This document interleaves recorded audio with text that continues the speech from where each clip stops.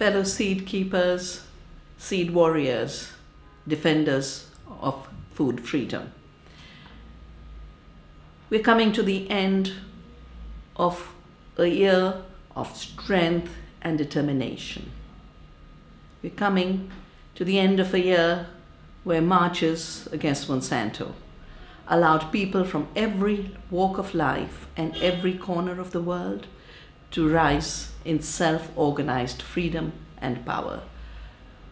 It's also the year Monsanto gave itself a World Food Prize to counter the propaganda that they didn't think was good for them. So they unleashed their own propaganda machinery as well as their aggression.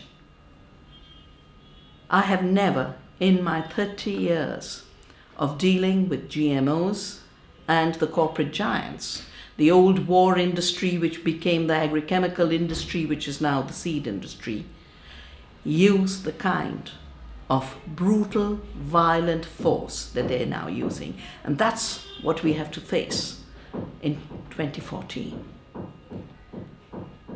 It was the year when across the world in desperation, Monsanto started to push laws that would destroy the alternatives that people are choosing in their freedom.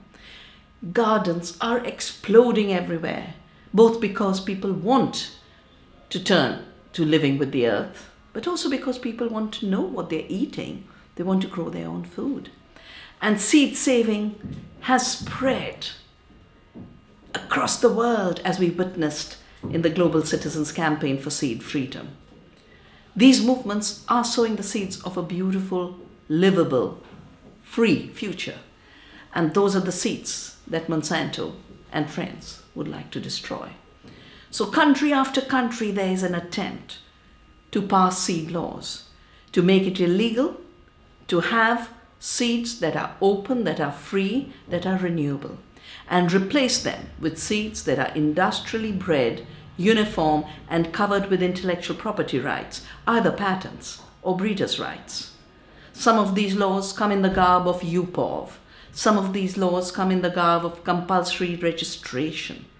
But whether you look at the Seed Act that is proposed by the European Commission, or the harmonization laws and the breeders' laws and plant variety protection laws of Africa, or Canadian laws, or the laws in Central and Latin America, everywhere the attempt is to impose uniformity and criminalize diversity.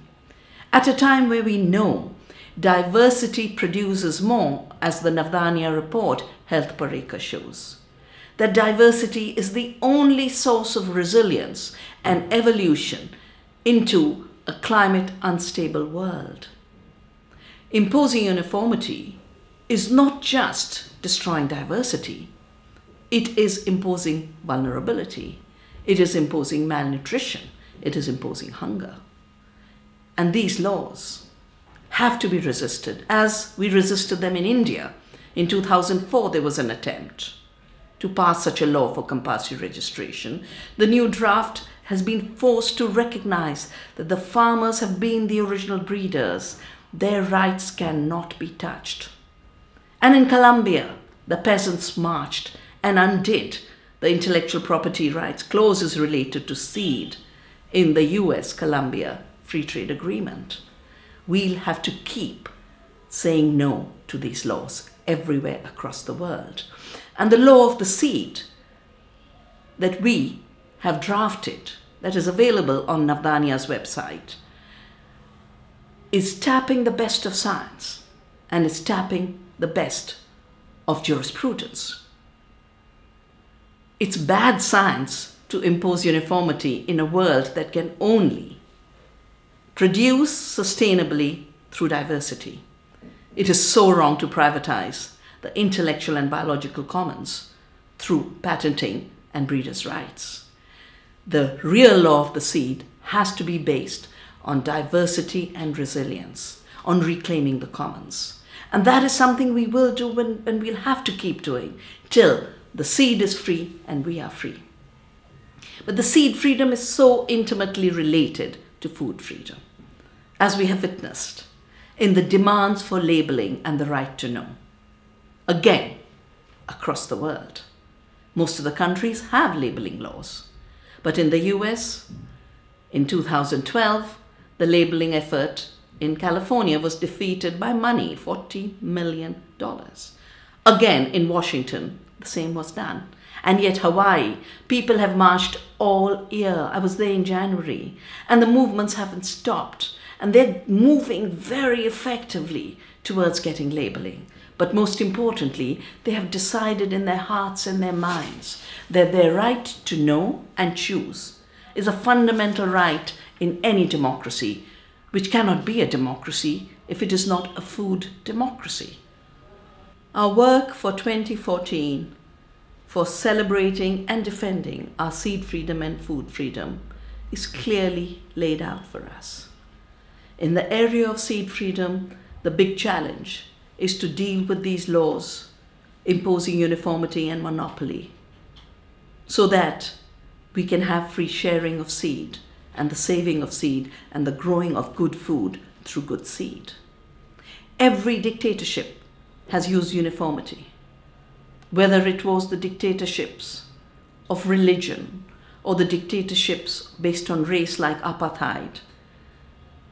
We remember and honor Nelson Mandela, and the fight for seed freedom and food freedom continues in the tradition of Gandhi and King and Nelson Mandela. And that tradition cannot be extinguished. Never, ever in human history has dictatorship lasted forever. But freedom goes on and on and on. And in this year 2013, as so much science started to show, first, that the assumptions of genetic engineering based on genetic determinism and genetic reductionism are wrong. Across the world, the new science of epigenetics is showing that the environment influences the genes, and genes are not one-way directions of a master molecule giving instructions. Across the world, agroecology is being recognized as the more sophisticated science of agriculture than industrial agriculture. The International Assessment of Agricultural Science and Technology for Development, or the FAO, showing that small farmers produce more, or the ILO, giving a wake-up call to turn towards ecological farming. Every institution of the United Nations is recognizing that ecological farming and agroecology has to be the basis of the future. And yet at this time, one of the most important papers published by Dr. Seralini through peer review in the Journal of Food and Chemical Toxicology started to get attacked. And now they've even replaced the editor of the journal with a Monsanto man, Dr. Goodman, and had something done that doesn't get done in science. A paper is published, it's published.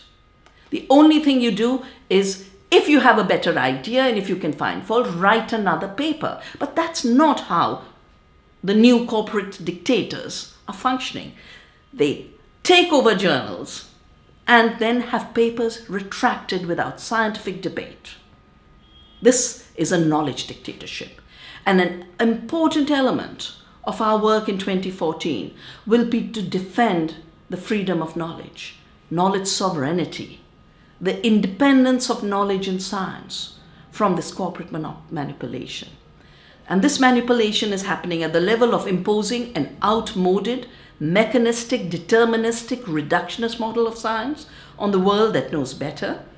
I did my PhD in quantum theory. We know the world is a non-separable world, and they're working on separation and determinism as the very basis of doing genetic engineering. Controlling journals, Nature, Science, Scientific American, the Journal of Chemical Toxicology, Food Toxicology. And that's not all.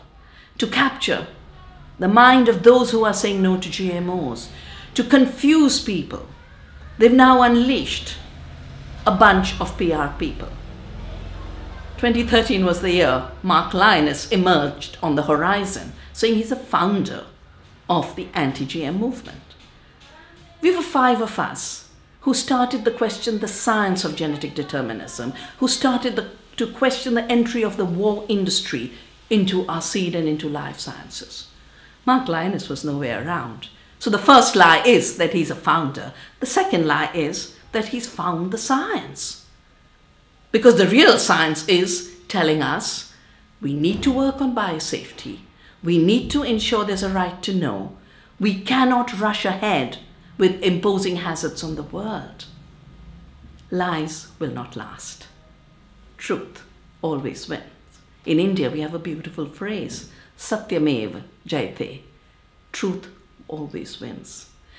Sowing fear in people's minds by hounding scientists and activists does not win.